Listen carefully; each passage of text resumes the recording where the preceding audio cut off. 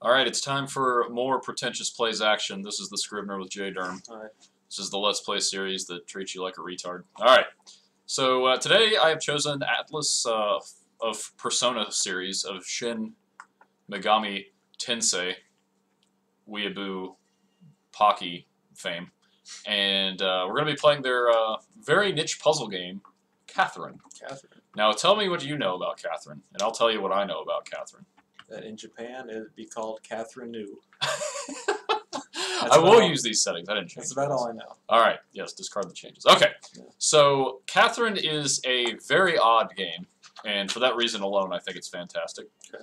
It's very macabre, if you will. We're gonna go to the Golden Theater here. Macabre. Start a new game. It is a bit macabre, and essentially it centers around very much in the Persona style of dungeon crawler by night, and then dating sim or whatever, or, you know, visual novel during the day, Right. or whatever. That's a Rush lyric, not a Shakespeare line. I think Rush had it first. Yeah. This game needs to check its privilege. Anyway, continue. Catherine is a game where the nighttime section is a puzzle game, Okay. and I guess the entire thing's sort of nighttime, but essentially it revolves around cutscenes and then like a walking around a bar area talking to patrons, and then what would usually be the dungeon crawler is actually a block moving puzzler. Nice. So there's a little ringu for you there. Yeah. Yeah, this is one of the odder things about the game, is it is presented as a frame tale. Like the Golden Playhouse is this show hosted by this chick with an afro. Oh. And she's going to tell you the strange tale of it's like a little late night sort of soothing sit-in kind of thing. I like it. Yeah. Wow, it's a big afro. It is a nice fro. And the weirdest thing about this is like, I'm not really sure why they elected to show it as a frame tale, but I don't know, just to be weirder. Yeah. But the thing that I like most about this game is you and I harp very often on this series about what we call the peach factor. Yeah. Dumb chick who can't tie her shoes, gets captured by giant lizard man, protagonist must arbitrarily bail her out of trouble. This game has a lot of more conventional, said unconventional, has a lot more conventional real life relationship dynamics. Okay. Although the story itself is still quite obviously fantastical and all that. Yeah. So we'll be playing as this schmo here. This is Vincent. His apartment's a dump. He sort of has trouble growing up. And so the thrust of the game is he's currently in a relationship with Catherine with a K, his fiancée, and becomes entwined in an affair with a younger, more whimsical, hypersexualized Catherine with a C. And it's sort of a study of maleness and the sort of coming to terms and either accepting or avoiding sort of the stereotypical settle down and commit versus be college frat boy / wild vagina hunter all your life kind of thing. Well, at least he doesn't have to worry about calling out the wrong name during sex. That's correct. So in a way... And more importantly, the creators of the game didn't have to worry about making multiple voiceovers. That's true too, yeah. So here's the intro scene. It's obviously in a very anime style, but I do like that a lot of it is uncomfortable anime, like how his eyes cross in an unsettling way and things like that. Yeah, it's like that realistic style of anime. Yeah, it's not or more so. hyper-emotional. It's not the ooh peace signs. Yeah, yeah. So yeah, they're having lunch, and yeah, Vincent struggles with adulthood in all forms.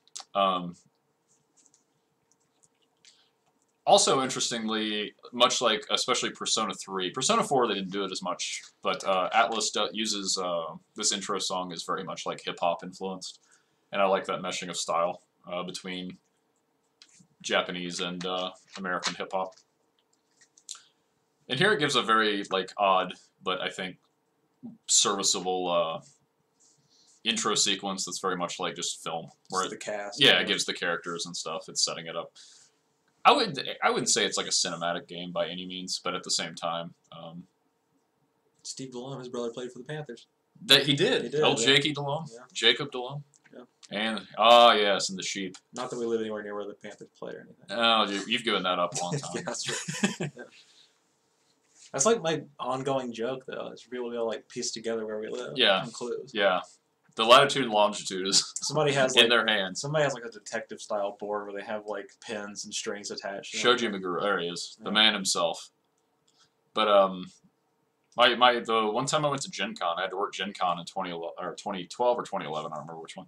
But great Vincent and Catherine cosplay. Nice. I managed to get a picture. He was walking around with a pillow and stuff. Would you ever cosplay?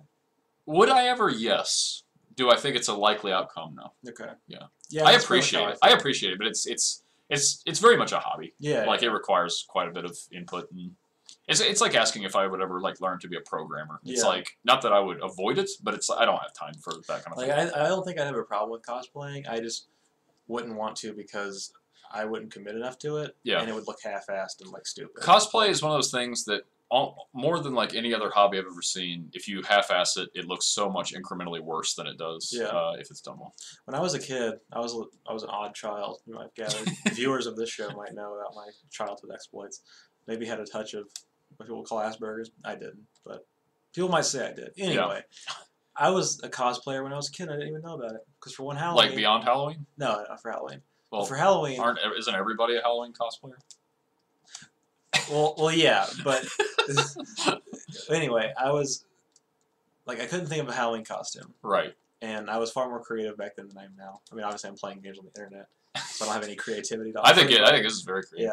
Yeah. You're the voice of the generation. That's true, yeah. I am the Kurt Cobain of video game reviewers. And I'm your Gavin Rossdale, imitating you at every turn. Hey, what was the last thing that went through Kurt Cobain's head before he died? I don't know. His teeth. Boo. Yeah. Too Anyway, soon? yeah. 20 years?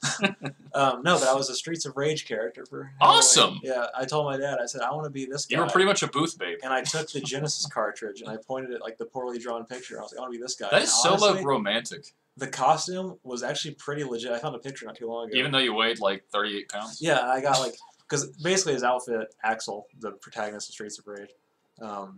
Did you ever play those games? Yeah. I mean, it's been, Yeah. you know. Basically Sega's answer to Final Fight. But more stuff. he wears a white T-shirt, Oh, red gloves, blue jeans, and like a sweatband. Yeah. I had every aspect of that. It was great. Although the odd part was when I was walking around, I had to carry the game cartridge with me because Right. people would say, "What are you, Sonny?" And So I'd I'd be be like, this jackass. I'm this from this. I'm now- 80s mainstay guy. Yeah, like people thought I was like the Fonz, and that was kind of The Fonz? Yeah, people were like, They "Oh, mixed up Axel from Streets of Rage with the Fonz. I know, for real. Like, Henry do Winkler? you even game, bro? Like, for real. So, it's just unbelievable to me. So while this has been going on, I've been doing he's been climbing blocks. I've been in the tutorial. This is the main thrust of the gameplay. This is Looks fun. very much I'm in not like very good at block puzzles. my good friend Travis Gibson, Mhm. T-Gib, shout out, Right. is positively fantastic at this game, which is funny because he doesn't play video games much. Mm. But he really loved this game. We roomed together for a short time, and he loved it, played the hell out of it. And the worst thing about that is that he was so good at it that it was very much sad. I couldn't play when he was in the room. I turned into you. Hmm. I was like a big time gamer shamer because he was like, oh, you have to do this, blah blah blah. And I'm just like, shut up, shut up. But anyway, the thrust of the game. There's the thrust of the gameplay. I also, because I am me, I'm very pretentious. I love that this game is also quite steeped in visual symbolism. Yeah. Atlas games typically are. Yeah, which I appreciate. I like. It's an interesting blend too, because it's like a block puzzle game, but it's also a platformer, and you have to like blend the two elements too. Yes. Like typically you don't see both. In addition to the aesthetic, which is very much in as far as the story's themes, is in spirit very survival horror. Not survival horror in genre, but in presentation. Right. So yeah, we had a very bad dream. Is this kind of, you were telling me to watch Death Note a while ago? Is this kind of the same style of Death Note? No, I think Death Note is a little more traditional anime. Oh, okay. But I think it's less crude. I think like this game is still like a little less crude than most. Mm-hmm. When I say crude, I mean like I don't know. I feel like this game not crude like content. Unpleasant. Yeah, but like crude is in just like polished. Like this is obviously a very polished looking. Not like fart jokes. And Yeah. That's Death Note has more poop jokes. Yeah, that's my kind of anime. So you'd like it. Oh yeah. No Death Note spoilers. I haven't finished it in the comments. Now I'm leaving all these up. Obviously, like you could, and these cutscenes are skippable. But I think it's a story-driven game enough that I don't think you'd ever want to skip it. Yeah. And aside from this, the intro and the exposition here, I find that the game has a very good blend of sort of back to the quote unquote safe aspects of the game, where you're in the bar with your friends talking and it's dialogue driven, and the actual like crux of the gameplay puzzle sections. So, Chrono Rabbit, yeah, that's the name of the dive that Kay, Catherine, and I hang out in. Now, one of the interesting things about this game, and I don't think it matters per se, but I think the aspect of having a pseudo or sort of a in spirit moral choice system is very cool in this game, because it's instead of Jesus versus Hitler like most of the time it is, you are the two quote unquote moral choices are between Catherine and Catherine. Right. They're like the game actually has asks you questions at the end of puzzles that it uses to sort of dictate which one you'd actually prefer. Huh. And it's very transparent about it, but I think that's okay. Like, yeah. I don't think you need to be sort of coy about a mechanic like that. Yeah, that's a really cool like choice system too, because like everybody can relate to that choice. Yeah, and not only that, but if you're connected to the internet, it actually treats it as a conducted poll. Like after you answer, nice. while it's loading the next level, it will show you like the current results of the poll for that question. That's really cool. Which is great, because I think that draws a very interesting parallel, because this game is obviously talking and messing and in some ways parodying very real human things, as opposed to, it has fantastical elements, but like the crux and the heart of this game is very much steeped in actual human experience. Yeah. Which I think is great, because frankly, not a lot of fucking games do that. They pretty much just they take your Mario and they stick you in a pipe and that's the end of it. Yeah. So this is a dead guy. Very dead. Yeah, he's dead as hell. And males are dying in their sleep. That's what's going on here. Okay. The sort of horror backstory is that if you are males are dying mysteriously in their sleep, and the idea is that you dream the puzzle sections, and you escaping them is you being able to eventually wake up in the morning and not be dead. If you don't make it out of the puzzle, you turn up like dead Guy McGee. This art style is really cool. Yes. It's like old school anime, like from the 80s. Yeah. With like that faded skin tone and stuff. But like in a digital backdrop. I also I anticipated this game. I think that I think this game was released in 2012 in the States. It was released in the summer, but I think it had been out in Japan for a while. I feel like it was 2011. 6 or 8 months. It may have been. Yeah.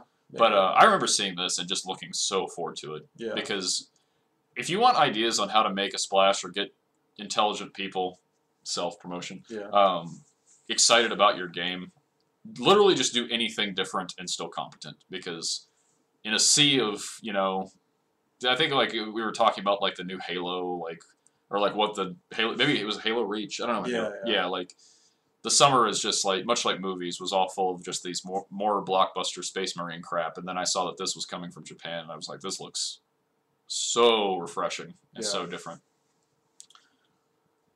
So yeah, you got your boys here with their Stray Sheep playmat. And yeah, that's the name of the place, very much in with the theme. Nice. The Stray Sheep. Yeah. Sheep in the game is obviously a double metaphor, because for sleep. Yeah, counting sheep as a means to go to sleep, but also at the same time as being a metaphor for being conformist, being herded in with like, a stray sheep, as in a guy who cheats or who is interested in women outside of his own relationship. Right.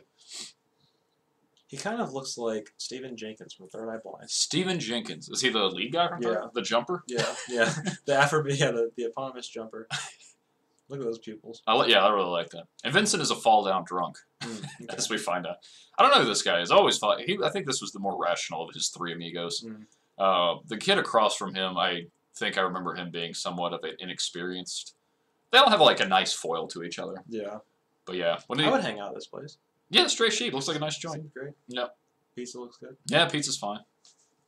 Big old beer. This is a great choice. I forgot how long the intro exposition was, and it allows me to not have to do anything. Yeah. Yeah, he pissed the bed last night. He was It's so no good. scared. It's Yeah. no good. Unless your chick's into that. Back to the online poll system. I really like that because Yeah. I've been playing Wolf Among Us, and Oh, yeah. I forgot that Telltale Games are Oh, big on Telltale the that. game Yeah. does do that. Yeah. It's really cool, especially when you get that kick in the ass when you finish an episode. And it's like the other night, I beat an episode. And it was like you and 5% chose this, and I was like, wow, You're special. I fucked up. Yeah, like, I must be a real heel. One of the things about the Telltale games that rubs me the wrong way a little bit, and they're great games, don't get me wrong, and they're operating within a fairly restrictive parameters. Right. But I don't think it was like an actual commentary. But I really feel like their games present sort of the illusion of choice. Yeah, they do. A lot of their outcomes Absolutely. occur regardless of what your choices are. It's more about just how you come to those. Yeah. And I think in the season 1 Walking Dead came out in 2012, I believe. Yeah. And that coupled with the Mass Effect 3 debacle really made me sort of think of that year as the year of the illusion of choice in gaming. That's fair. Yeah. Yeah, I mean, I do notice that, but like I don't let it bother me the first go around, but it also discouraged me from playing it again. Oh, You know yeah, what I mean? sure. Like, because even like Wolf Among Us also does that quite a bit, and that illusion even disappears if the game's really bad about saving. Yeah. It has like really specific checkpoints, and it's hard to save in between those checkpoints. I gotta chime in real quick Okay, that's here. Your cell phone is how you save the game, which is sort of novel. Mhm. But also, you get text messages. Nice. So this is from Catherine with a K. And she says something, and then you can screw with your choices Nice. about what you want to say back. That's really cool. I So that it's a like, lot. sorry, I can't think right now.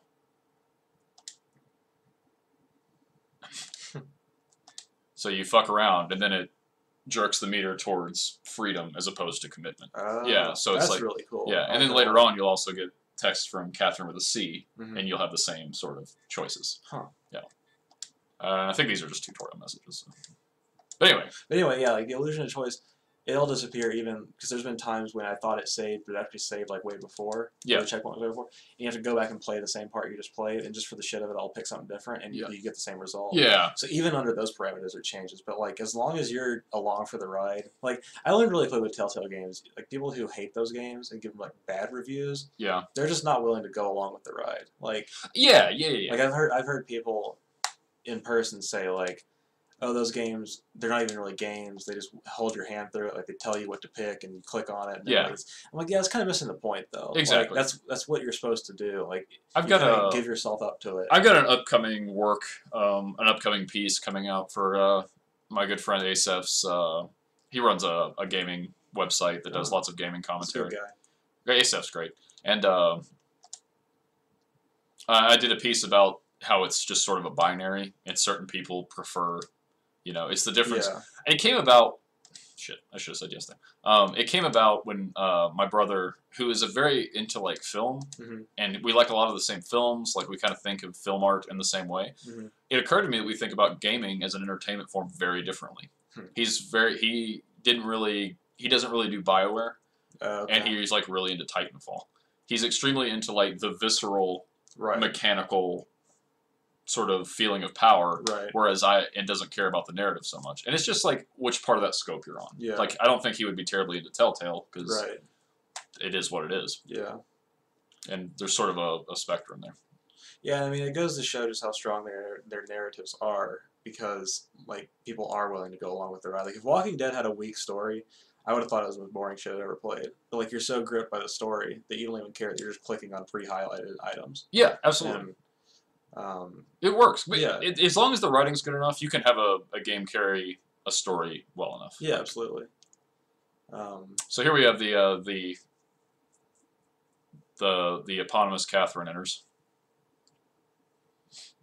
Yeah, I find the art direction of this game to be absolutely superb. Oh yeah, it's I really liked good. how the cover art for I think it was the 360 and the PS3 versions were different. One had K. Catherine, the other one had They were, weren't they? Yeah. I just not thought about that. and both were like sort of titillating Yeah. in different ways and stuff. Like this is an example of a game.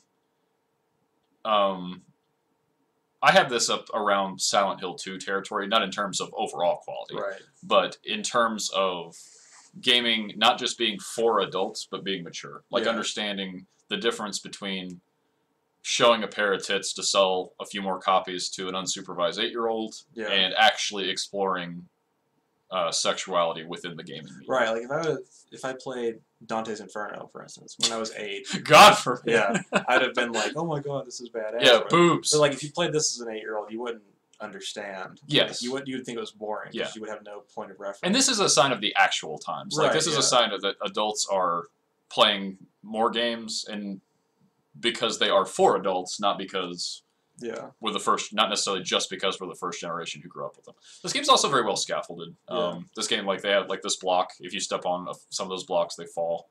Like, it inserts little power, things Yeah. like that.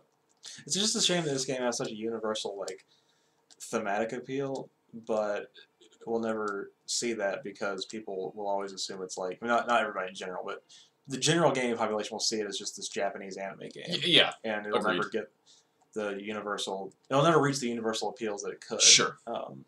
Which is kind of a shame. Yeah, I may be stuck here.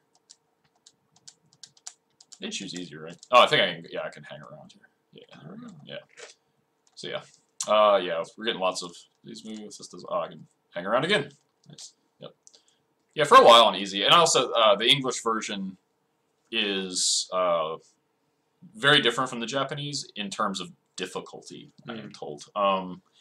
They like their games hard over there. They do, but I think I was told even in Japan it was treated like unreasonably so. Like the game was just absurdly difficult in Japan by most accounts, and was dumbed down not because we're retarded, although we are, but because like the game just from a universal development standpoint was just too hard.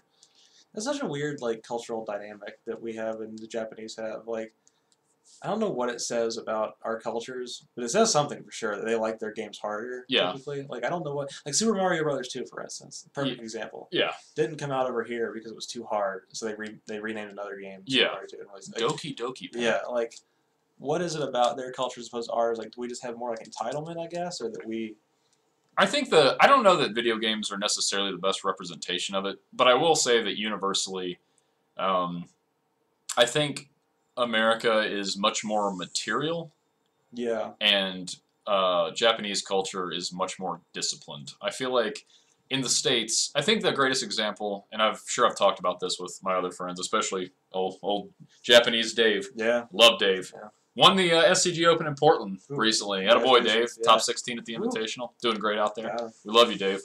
But I feel like in the States, your success in something isn't respected no matter how good you are at it unless you're making money off of it. Whereas in Japan, I think that's honestly like one of the reasons speedrunning started out more prominent there. Arcades are still there. It's because gaming is accepted. You don't have to be making, like here, it's like, well, why aren't you just working a second job instead of playing video games? Right. Like, it has nothing to do with how skilled you are at something and everything to do with how much money you're taking home off of it. Yeah. And I think it's an extension of that. I think they're willing to do things that challenge and better themselves at a skill, whereas we're not willing to do that because it detracts us from, running a cash register or something. Right.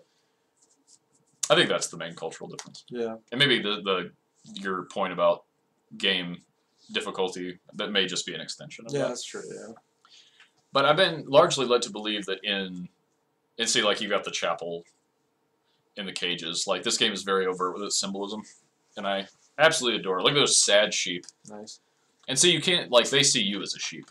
It's like, these are actual, like, you become, like, this guy's wearing a necktie. Like, you start seeing similarities between the sheep and the dreams that you're talking to here, and, like, the people you run into in the bar. And it's becoming apparent that you're all actually in this nightmare sort of together. This game seems influenced by the author Haruki Murakami. Have you read any? I'm unfamiliar. He's like a really famous postmodernist surrealist writer from Japan, and he's actually one of their most famous writers in Japan.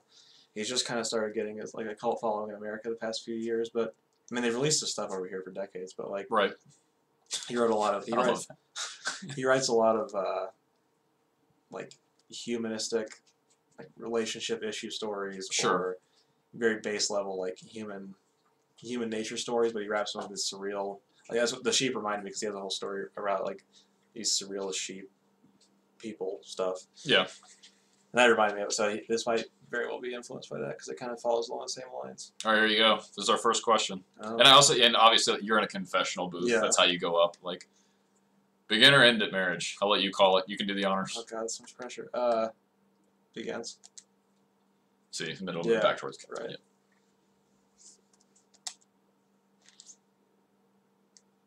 And also the sheep on each landing before you go back into another confessional. Mhm. This is like the end of each level before you go to the next one. You can buy like items and power-ups from them, and they'll give you like tips on how to not die and stuff. So, Right. But yeah, game design's great, interface is great. It's a great game, and it's doing a lot of very beautiful, very interesting, and very sort of overdue things with games. The one thing that this game I don't think does very well is that there are a few mechanical things, like with the camera, that are just flatly poorly implemented. Mm. See, there's Oh. this. Yeah. And it only does first time, so it's like authentic. You can't like manipulate. Right. Yeah. Okay. Cool. Up we go, and I also like how you can see the progress, like on this loading screen, like you can actually see like how far up the game actually goes, Right. like things of that nature. And there are boss fights, and they're quite sweet, and they're all obviously all quite symbolic, like the rest of it. I remember historically struggling very much with the Doom's Bride, which is essentially just Catherine, all gothic and oversized and horrifying, Right. chasing me up, and I think she may even be holding a fork, which I always thought was interesting, Hmm. both from like the domestication symbolism as well as like every time you see Catherine in this game, pretty much it's because you're dining together, and Yeah. the game just does a lot of very cool, plays with a lot Yeah. of It cool sounds things. really cool. You also have to compete with these sheep. Like you have to like knock them off and stuff. And you sandbag a power up. I've got my little power up block there. But So you can create blocks. yes, yeah, especially very good. And like that may be something, I don't know how available that is. And like see this douchebag's in my way, so it's like I can open that up. Nice. Fuck you. And then you see the sheep like falling off. So it's got very much like a horror sort of philosophy. But the fact that it's doing it with such like a traditionally like mundane but pervasive sort of set of circumstances, like the idea of fear of commitment, I think is very interesting. Yeah. Tips to you out there, game developers: do something more interesting. Please, for the love of God. Yeah, we're bored as hell. Help us PP on you. There's a reason why Dark Souls took off the way it did. Yeah, it's interesting. Because it was the first game that like challenged people in 10 years. And speaking of Dark Souls, we've been getting requests via Twitter for Dark Souls. Really? Yeah, so on that note, please let us know any games you would like to see on this series. Yeah. We will be happy to play them and then praise them / berate them depending on what's going on. They just want to watch us be bad at Dark Souls. Well, I got news for you. It's not going to happen. I have 67 hours in Dark Souls. I'm okay at So Dark Souls. you got a brief. Yeah, I'm You've okay. demoed it. Yeah. God, it's a great game. I still need to. I got it right at the point where like Inquisition. It's just so satisfying. Like the learning curve's so high, but it just has this really primal. Man, I wish I could create a block here. All right, hold on. I got time. I believe in you. Let's think it over. I have to pull that out, right? I pull this, then I can't pull that one back. Oh, this is just a bit. Yeah, I can do this. It just takes longer. All right. Yes, this is what we call stairsing. It's one of the best techniques in the game. Grab it. You get stoked.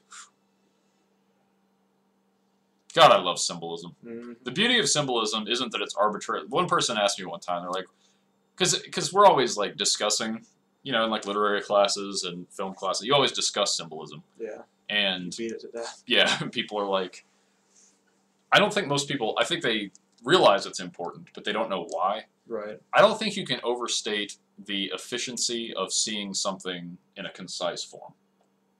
That's what I think the value of symbolism is. Yeah. It's because if I sit here and tell you what a film is about, it'll just sound like I'm reading the back of the DVD box. Right. Whereas if you see something, if you can take like a 2 or 3 hour story and encompass it all in one object, it makes that object so much more impactful. And I think that's being able to sort of sandwich or squeeze it down to nothing is, I think, the value of symbolism. Mm-hmm. So it's not just something for the sake of discussion. It's actually, there's a reason it's hailed as an important thing in art.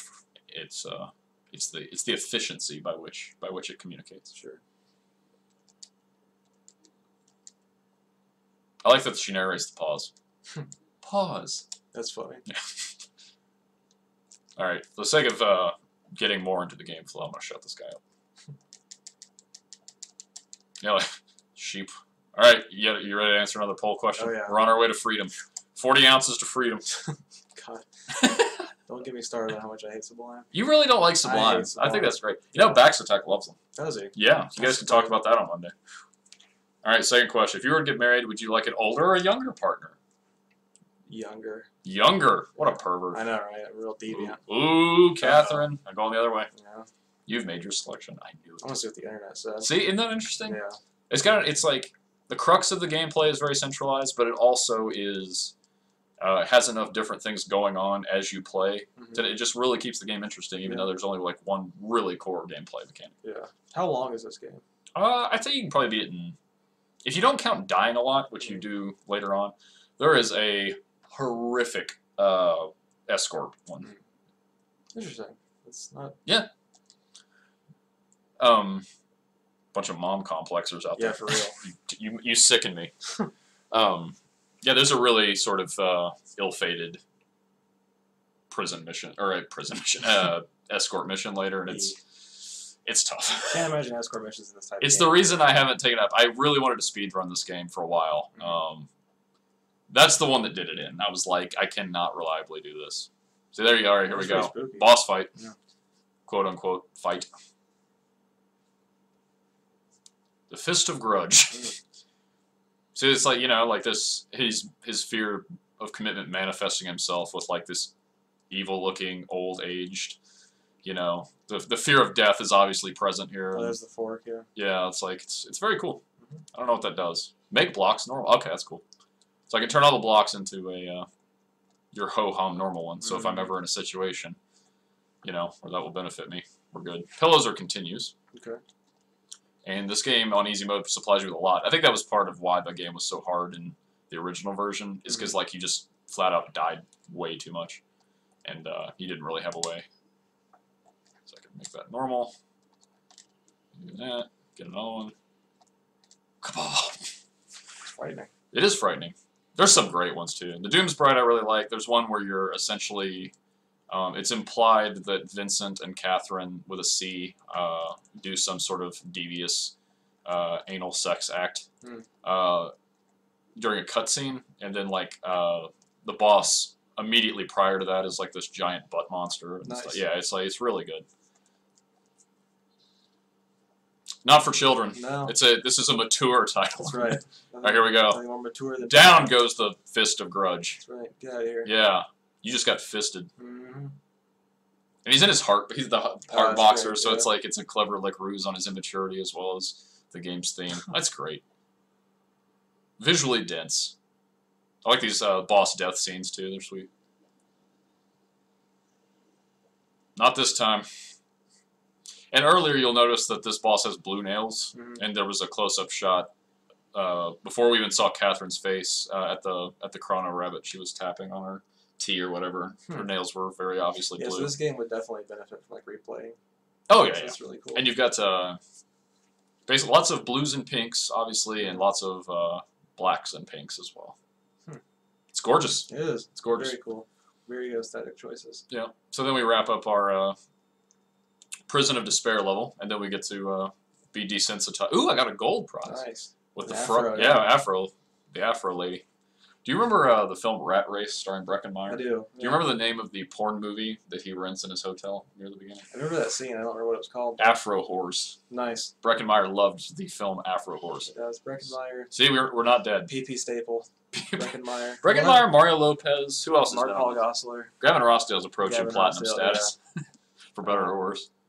We should get one of them to guest star. I can't imagine now that Franklin and Bash is canceled. Yeah. So here we go. We've realized that we may have done a naughty here. Uh-oh. We don't remember. We were drunk. As it goes. Yeah. I love that jaw drop. Look at that shit. That is a big jaw. It's like a fucking boa constrictor.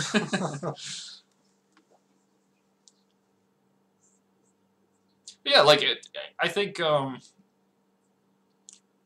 this is a game that like I think really like instead of sort of utilizing maleness as it's typically utilized or personified in games with this some roided out guy going around being macho and capable. Yeah. I think this is a game that does examines what it is to be sort of masculine or male in a very different way. It makes it, in light especially of all the gender discussion in games. Yeah.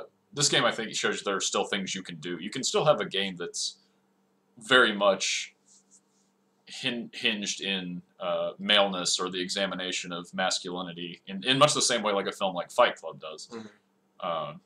Which was touted as an action movie, but is actually about masculinity sort of as a fascinating study of what that means and things like that. I think this game very much does the same thing. Yeah. Oopsie! Uh-oh. Oopsie! Look what happened by accident. Yeah, totally an accident. Yeah. I like that it is like, obviously it's important for the narrative for this to work, but if he was drunk enough for this to happen, obviously he would not remember anything. Yeah, exactly, yeah. She's like a great big bow. Like that great big bow. I like how she actually looks like a Christmas gift wanting to be unwrapped. Yeah. Like, he wants to give himself a present. Yeah. Big breasts. Big old tickle bitties, as they say. I'm telling you. Yeah. I like the fact that I've always thought that pigtails was a bit of a misnomer. I feel like that's what pigtails should look like. Yeah. Yeah, because they're like actually like corked and. Yeah, I like that cigarette time thing. You like that? That was interesting. Yeah. So you'd like this game. I like it. Yeah. I mean, I'll also say you look like one of his friends. Like you look like just like the character design that got cut. Yeah. You could be some other jobber sitting there. Jobber, eh? talking about your, car being in the shop or whatever the hell whatever dudes talk about when they're sitting in a bar getting away from the old ball and chain. Oh, yeah. Talk about sports and a team ball. Yeah. Oh, Vincent, now you've done it. He doesn't even know. He doesn't even know. Another thing I like about this game is that the study of the game is enough. Like the study and the themes it's working with are enough that none of the characters have to be likable because they're really not. Right. Vincent is a dipshit. Yeah. I myself have always been, and this isn't a brag. I'm just fucking talking about my personality. Adults can do whatever they fucking want. Right. But I've always been more of a sort of committal. Like I'm married. I've been with the same partner for a number of years now. And I'm pretty introverted, so I never hit like the party scene and all, whatever. But like Catherine with a K is sort of that side of the coin for this game. And I wound up choosing very lopsidedly Catherine with a C. Because Catherine with a K is such a bitch. Yeah, that's what I was going to ask. Does it treat both sides like fairly? Yeah, Catherine is a hypersexual airhead. Yeah. Vincent's a moron, and his fiance is just like a hyper-controlling biatch. So like really the only characters that are remotely likable are Vincent's friends. But like they still the themes of the game still work. It's still like an interesting story and it's still doing interesting things. So it's like whereas like a game that just has unlikable characters like Dante's friend, yeah, exactly. but isn't doing anything interesting with it, you can't get into it. Yeah, exactly. But it is possible to have unlikable characters but a good story. Yeah. Pulp Fiction's a good example. Yeah. Like all the characters are more or less despicable people, but at the same time, like the situations they're in are so entertaining that they're likable just through that means. Which is what leads people to say that Patrick Bateman is their hero. Oh yeah. And that Tony Montana is just like their life. That and an IQ under 35. Yeah. Patrick Bateman's such a badass. He's my hero. Are you sure? Are you sure? See, what part of you flipping burgers do you relate to Patrick Bateman's life on Wall Street? And the game, for better or worse, it still sort of has to ground itself in some sort of... despite the fact that it's being thematic, Kappa, you still actually have to give the game a reason in-universe for why this stuff is happening. So it actually later on gets into the supernatural and sort of the origins of what Catherine actually is and stuff. Oh, that's cool. But that's more of an afterthought. Like, that's, that's more sort of just mandatory... the game still needs to explain itself. You can't just put a box on the shelf and go. Right. It's about relationships. Yeah. Like the game still needs to be about something. Games are a little more tight with surrealism and stuff. How do you feel about this cat's fedora? I don't like it. You're not a fedora guy. I hate fedoras. You really do. Let's talk about that. They're just gross. The only person who's ever worn a fedora that pulled it off was Freddy Krueger, and he killed children. Frederick Cougar. I love Nightmare on Elm Elm Street. Oh my god! Let me tell you. The only thing that comes up more than Breckin Myers. Who was in Nightmare on Elm Street, by the way. This is, I think, the third time we've mentioned. All right, I'm gonna. Yeah, fedoras are not. They're pontificating. I'm gonna get on with it. Fedoras are just a sign of weak weakness, a weak man. They're a sign of. You're like the dad from America, or the neighbor dad, Chris Cooper's character from American Beauty right I feel now. like it, yeah. Like You wearing a fedora, boy? I watched that again the other night. I've never seen it. God, it's great. It's I've great. seen a little bit of it. It's great. See, there's you. Yeah, It's blonde okay, you. Yeah, Yeah. great with the fedora. The sexually inexperienced one. Oh, great, yeah. It's definitely. At least I don't have a fedora, so I'll give you that. yeah, could be worse. Munch It's in just the like, subtitle. like the milady tip the fedora. I was born in the wrong generation. It's like Esquire. bullshit. Yeah, like I hate my generation's music. I wish I listened to big band and stuff. Like shut up. Is that really linked to fedoras? You know a lot more about fedora culture than People, I do. yeah, I didn't know wear this was a fedoras, thing. They're always like, You're blowing me away right now. yeah. It's just people who like I live in If the you're wrong gonna make generation. requests for games in the comments, if you could talk to us about your fedoras too, that'd be great. Yeah, because we won't do them. Fedora Gate. Yeah, seriously. That's the thing that needs to happen. I will be very active. How do you feel about the like Cuban dictator hat, like that Navy sort of Castro look? I'm a little more accepting of that, although typically that goes with a soul patch. And Well, I've seen it on females to great effect a few times. yeah, Yeah. for sure. But like girls don't wear fedoras, and like guys. They who do wear it like Limp Bizkit videos. Oh yeah, well I mean my god, like look at his hat. The guys who wear fedoras always think that they're being like super classy or whatever, but like I got news for you. Don Draper didn't wear loose-fitting blue jeans, New Balance tennis shoes, and a band shirt with his fedora. So He had a Tommy gun. he did. Let me ask you this: Did you were aware Fred Durst had a sex tape, correct? Did he? I think so. He might. I was gonna think he ask might if you have, knew if he wore the hat during God, the I hope production. so. Isn't it funny? Like you know how in the '80s the like laughing stock as soon as it was over was like the hair metal guys, Yeah, like the yeah. Bret Michaels, and then the laughing stock in the '90s became the new metal guys. Yeah. Isn't it funny that both like Fred Durst and like Bret Michaels and Vince whatever from Motley Crue, Oh, yeah, Vince, they all yeah. had sex tapes. Yeah. It's like if you're like a washed up joke in the music industry, as soon as your stupid ass trend is over, Yeah. you have to have a sex tape. I would love to see the Fred Durst sex tape if it's actually out there. I don't think you. I Maybe you can't could see, imagine like- you wanting You to could see probably that. see like Wes Borland standing in like a weird outfit in the background. like you just see this pair of eyes. And it's like, oh, Wes Borland painted himself black and he's hiding in the corner again. I remember reading a quote. This was probably. I was like, you know, it's bad when you're an idiot. Like I was like 14 and I read a Fred Durst quote. It's like, God, he's so stupid. Like I was 14. Like I was an idiot. Yeah. Something about like how he had a baby. Like it was like his third child or something. Great. And baby Durst. Yeah. Like came out with a hat. Yeah. And the quote was like, it was like his little like publicist released it or whatever, and it was like, he literally said like, I don't know how this happened, but I feel extremely blessed. Like, really, you don't know how it happened? He probably really did. Yeah. I mean, God. Yeah. He took that cookie and stuck it up somebody's yeah. Yeah. Here came your Chocolate starfish and the hot dog flavored water. the album of our generation. Yeah. The sad thing is like, now I'm not saying I think he's like intelligent or like even anywhere near. Ooh, I can drink. Let's Nice. drink. Okay. I think you get beer facts. Hmm. There's some weird, like little Nice. Easter eggs. Yeah. Hmm. You can raise your how drunk he is. He moves faster if he's drunk in his nightmare. Oh, nice. Yeah. And not only that, but you get a beer factoid. I think. Hmm. I thought you did. Can I get more beer? I'm not a drinker, but even I can appreciate good design. Yeah. Okay. Close menu. All right. I think. How do I get more beer? All right. I'll just keep. Oh, I'll just run out of drink. I'll just keep drinking because it's got a. Yeah. See, it's going Yeah. down. Busted. Just keep. Get the funnel. See, here comes the waitress. Who's a minor character. See, this is great. I love that the game doesn't take itself seriously. Yeah, like even though it's doing it. The real name is the Cuba Libre. Huh. Yeah. How about that? I did not know that. Yeah. So this game's just brimming with We content. educate here. I think it's obvious in development they realized that just the puzzle section and the bar section may not have been enough gameplay in of itself, and so they put lots of little Easter eggs. I assume that's where the poll question came from. Yeah, but yeah. they did a little decorating. It's fun. I like it. Yeah. This old lady's been here in the background every time. The too. bar has recurring characters. Okay. Yeah. Small town. Take your order so you can get something else. Give me what do you Nice. want? Get some whiskey. All right. Yeah. See, and then everybody takes an order. Right. Yeah, I like Orlando. I think maybe he's the fedora guy. He might be the door. I like corner guy. Yeah.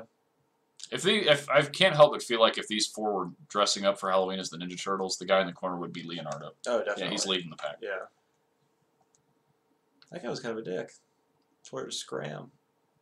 Well, they're on a good level. Oh, like okay, they know her and stuff. okay. All right, now how do I get up? I want to leave. Okay. So here Vincent can walk I around. think he's got a back condition. He's very awkward. He runs awkward during the thing. Yeah, you can talk to these guys at the bar and see. You get the hint that these guys. You can actually. You don't know it, but like, say like the man with glasses. Mm-hmm. He is. You find him. He's got glasses. He's a sheep.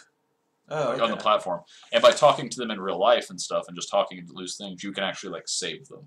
That's really and so cool. like you get varying things based on saving. You got jukebox, so you can change the bar music. Okay.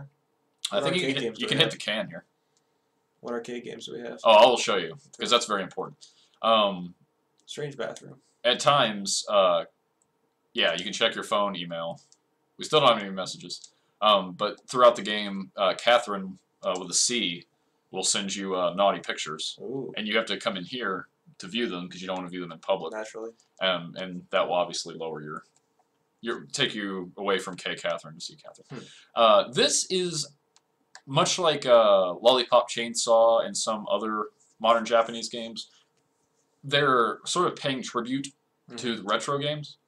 And so this is a mini game in which you play what would essentially be a retro version of what this game would have been. Okay. If it were made in like 86 or whatever. Okay. And the game is called Rapunzel. I like it. Yeah, and we got you get like relevant literary quotes on the load screens, which I think is great. Oh, nice. Yeah. That's cool. Yeah. So it's just start off. I'll screw with this for a minute. I didn't play this in the actual thing, but like I do like the music. You probably can't hear it very well on this feed, but the music to this is very catchy on the Rapunzel. It's very retro, but it's very like Dance of the Sugar Plum Fairy kind of thing. Yeah, so it's like, but the gameplay is very similar. So you can sort of like pseudo practice, and obviously the interface is very Oh, okay, cool. yeah, and the idea is essentially like a mini version of the game you're actually playing. Huh. Yeah. But of course you have like 2 credits because it's a retro game, making it quite difficult. Yeah. Yeah, but it's for like the overachievers. And there you have it. I bet you get a trophy for beating them all. I bet you do, and God knows I'll never get it because Christ on a cracker, there's like 80 stages or something. Wow. Like it's super tough, super tough, or super long. I assume they get a lot harder. Yeah. Oh, let's see what we got. 47. 47. All right, this is pretty robust. I'll go till we get a natural stop. I'll get out of this shit. Okay. Screw Rapunzel. I give up. Down Oh, goes. No. What's the prince's name in the Rapunzel story? I don't fucking know. I saw Tangled. Why can't I leave? Can I just leave? I'll just keep going, give up until I'll just pump core. I'm too drunk to play this game. What was that? Cuba Libre. I don't remember Cuba that. Libre. I'll have a Cuba Libre. Especially pertinent, considering our relations with Cuba right now. What's going on in Cuba? They're thinking about removing the embargo, or they might actually have. Really? The embargo. That's finally over? Yeah. Why didn't you segue into this when I talked about the female Castro hats? I felt like that may have been more natural. It might have been, yeah. But yeah, it's weird. I don't know. If it's the best idea. Maybe it's a good idea. Look at Samuel Johnson. Samuel Johnson. Giving it to the weak Mark man. Twain. Every time I see a historical figure named Samuel something or other, I'm like, he was Mark Twain. What was his last name? Clemens. Clemens. Yeah. Sammy Clems. Mm-hmm. And then and then at any time, if you don't want to talk to these people, you just bail. And she's like, "Hey, are you sure?" Yeah, I'm not gonna. They'll get my. Yeah, I love how defeated he looks when he leaves the bar too. It's great. The massive men we lead lives of quiet desperation. Right here. Ugh. And my friends Look at him. Oh, son of a bitch. One too many Cuba Libres. Yep. One too many Nacho Libres. One's far too many anyway. Yeah. Jack Black he's over, right? Yeah, I hope so. I think we're done with him. I don't think he's ate himself to death yet, but. Other than the laundry, I feel like his little dive's pretty clean. Look, he's a smoker. Not terrible, yeah. I bet his room's softly grimy though. Yeah. Smoking. I can see a jizz sock under there somewhere. Yeah. Oh, for sure. Yeah. Catherine with a C probably. I like that headboard though. A Yeah. pillowy headboard. They Yeah. could come in handy. It kind of reminds me of like an insane asylum, though. Like a padded wall kind of thing. Yeah. You'll be okay, Vince. God, that room looks really cozy. I don't know what Drifting he's off. talking about. Yeah, we should do a Pretentious plays where I talk and you just sleep. Yeah. We could do like a study. We'll hook you up to like monitors and shit like they do in hospitals. That sounds great. Why do you have to stay up for like a day before those? Is it Uh, just to stay consistent with the no eating surgery thing? Are they just like keeping things uniform or what? I don't know. Maybe If you're a make sleep sure you can stay specialist- asleep. Somnambulist is my pretentious word of the day. Oh, there you go. And that's appropriate for this. Yeah, maybe it's because like you have to make sure you stay asleep. I'm not really sure though. Like, Yeah, but you know, I usually stay asleep, when I'm asleep. Yeah, so me too. I don't really know why. I guess if you're having like a sleep study, You're probably Probably, fucked up. Yeah, you're probably a wreck. or erect. Yeah, they put things on your dong to see. Yeah. They still don't know why you get boners in the morning. No. They're still trying. That's what sleep studies are. They're just trying to figure that out. God, I wish somebody would tell me. I just don't know. Great mysteries. Yeah. See, and then the stakes go up here Oh, this as is far as lovely. atmospherically. This Yeah, is grisly. it is. It's great. Every night, man. Every night. Yeah, and then the camera change here so that we've got an additional layer. It gets pretty hard. Yeah, and see these little things here? You gotta Ooh. trigger it and then gotta be quick. Catherine makes no guarantees. Woo, woo. We haven't gotten to speak a lot about it because look oh, at that. scumbag McGee. That was gross. Yeah, I like the continue screen. Yeah. Love is over. And when you retry, Vincent says, "Now's not the time to be dead," which I don't know When is how it? well translated that is, Yeah. but it makes me laugh. Also, when the boss fights come on, the narrator announces the name of the boss, proclaims it's a killer. Ooh, Oh, I'm retarded. I forgot that was. Pretends it's a killer, and then instructs you to not die. nice. Like the Fists of Grudge is the killer. Yeah. Do not die. as if you had another goal all along. Right. See that pillow was a continue? Yeah. I have to assume that that's very much in line with the updated non-Japanese version. Okay. Because you yeah. die here, you can always just get that pillow and keep going. Right. So I think once you trigger those, they go away. Okay, that's cool. Yeah. So it's so on and so forth. Yeah. And then you get little offshoots here that we can. Yeah. So it gets rather tricky. Oh, this is complicated. Yeah, see, the stakes go up in a hurry. And later there's, ice blocks where you can't, stop yourself, and, Ooh. yeah. So, I'll make a little room here. We can stairs up here. You start to get somewhat of a flow to it. Let's see. What's that book over there? The book, I don't remember what the book does. Something. So this is actually easier. I can just do this number. Remove that. Sometimes you get pinned, too, which is unfortunate. I didn't want to do that. Can I go over here? There we go. Alright, so if I just drop that, pull this back. Yeah, see, it's getting tricky. Already getting tricky. Pull this back. There we go. Nice. There we go. Watch that sheep bite it. There you go. It's all about patience. Oh, the book removes enemies. Oh, okay. Blair Witch 2, Book of Shadows. That's what that Terrible does. movie that was. I didn't see that. I didn't like the first one, so Yeah, it's not anything like the first one. It's like a. so it's good. They basically were like, well, we can't. Hey. We can't replicate the first one. Ah! Let's just make an actual movie, like a fictional movie. Uh-oh, wrong side. Which you did. That's all right. All right, we're going for it. Got it. Ready? Ah! Nice. Yep, grab on. Got him. Yank my chain. Mm-hmm. Well, we already have a pretentious word. I've already waxed intellectual about this. I've already used this to cleanse my palate of Dante's Inferno. Thank God. Yeah, that's a shit game. Yeah. So if you'd like to see, if you'd like to ask questions, Comments. AMAs, Yeah. give us some insight into some games you'd like to see. Me and J-Derm here, we'll go at it. Yeah. Yep. So final thoughts on Catherine? With a C or I'm interested in playing it. oh yeah, you're a noob. Yeah. Yeah. You should check this out. You'll enjoy it a lot. The game's actually at its weakest toward the end. Challenge is still very good, but when it brings in the supernatural elements and has to sort of explain in universe why all this is happening, it sort of loses some of the thematic luster because then you're just being Yeah. necessary evils. Right. So in the dark, who you got? Catherine with a K or Catherine with a C? Or do you take Catherine with a K didn't look very bad. I mean, do you take the Simpsons old lady twins? next door. I'll What are take- the what are the Thelma and Oh, Selma and Selma and oh god, Selma? Obviously, the more prominent of the two. can't remember the other one's name, but yeah, I know what you're talking about. Marge's sisters. Yeah. Yeah. Yeah. Um, Look at this guy. He's had it. I'll take Catherine with a K probably. Catherine with a K. She's all right. See, I like Catherine with a K in theory, Yeah, in but theory, we're gonna answer this last question. Okay. Let's go into our freedom confessional thing, as the unseen narrator berates us with his mysterious voice. I like the Christ artwork behind him. Yeah. And like this painting, like the mystical with male-female symbols all over and stuff.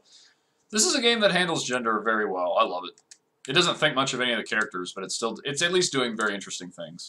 Which is more cheating, an emotional tryst, or fingering the lady at the bus stop? That one for sure. Really? Physical thing, yeah. Really? Yeah. I mean, no shit. Yeah. I feel like for males, this is an easy question. I think I read somewhere that the left side is more common among females, that they think they would rather somebody have a physical relationship, but that's it. I feel like an emotional tryst is more like natural. Like I feel like you can't really avoid that, or you can. It's just harder to do. Isn't it all natural though? Well, yeah. Isn't this like herbal essences shampoo? Isn't it all natural? Yeah.